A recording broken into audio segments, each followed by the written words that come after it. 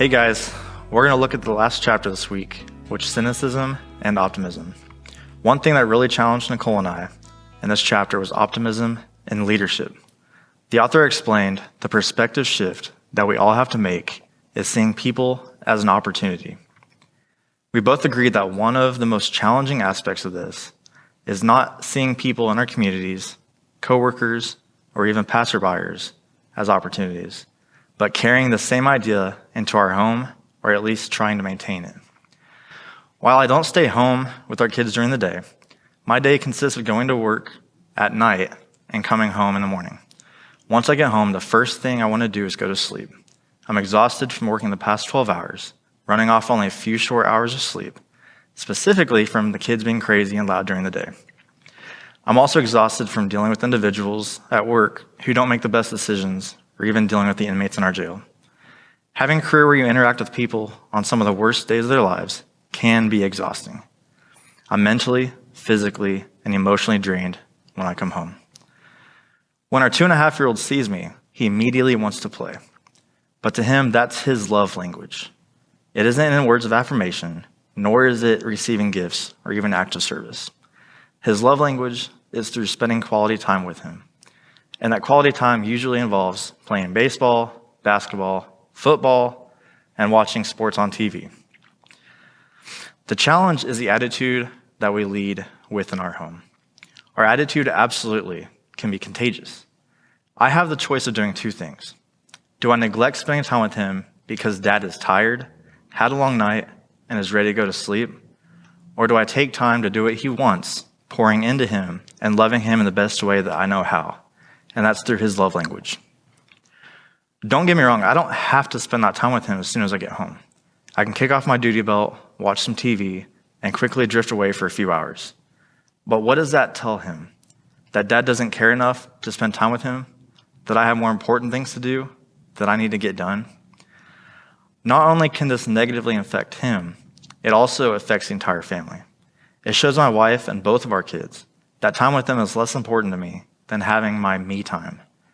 My wife gives of herself endlessly, day in and day out, from the start of the day to the very end of the day. She puts the kids and myself before her own needs. While it's a challenge some days for her, she never puts us on the back burner. So why should I do that to her and my boys, even if I've had a long day?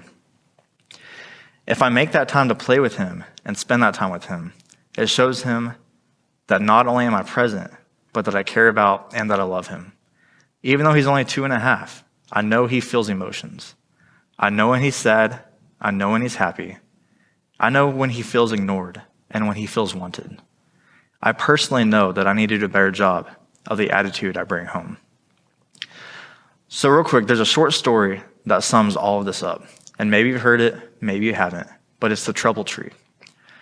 Once there was a carpenter who was hired to help a man restore an old farmhouse that had just finished his first day on the job, and everything that could go possibly wrong went wrong. First of all, on his way back to work, he had a flat tire that cost him an hour's worth of pay. Then his electric saw broke, and after work, his old pickup truck refused to start. His new boss volunteered to give him a lift home, and the whole way to his house, the carpenter sat in stone silence as he stared out his window.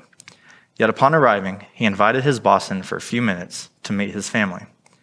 As they walked towards the front door, he paused briefly at a small tree, touching the tip of the branches with both hands. When he opened the door, he underwent an amazing transformation. His tanned face was one big smile as he hugged his 2 small children and kissed his wife. Afterwards, the man walked his boss to his car to say thank you. Now, on the way out of the house, the boss's curiosity got the best of him, so he had to ask the man about the tree on the front porch. He said, "I noticed when you came up on the front porch before going into your house, you stopped and you touched the tree. Why'd you do that?" The man said, "Oh, that's my trouble tree. I know I can't stop from having troubles on the job, but one thing is for sure. My troubles don't belong in the house with my wife and my children. So I hang them up on the tree every night when I get home. Then I pick them up again in the morning. The funny thing is," he said, he smiled, "when I come out in the morning to pick them up, they aren't nearly as many as I remember hanging up the night before." We have the choice to either make our homes a place of positivity, a place of genuine optimism, or we can make it a home of negativity that drowns each and every person. So as you begin to study this week, there are going to be 3 questions that you'll look at in your small group. First one is, how do you struggle with cynicism? Are you more of a glass half full or glass half empty kind of person? And how does that play out in your day-to-day contentment?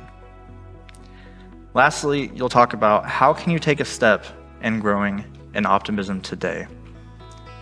I pray that you guys have a great time of discussion and great time of growing together.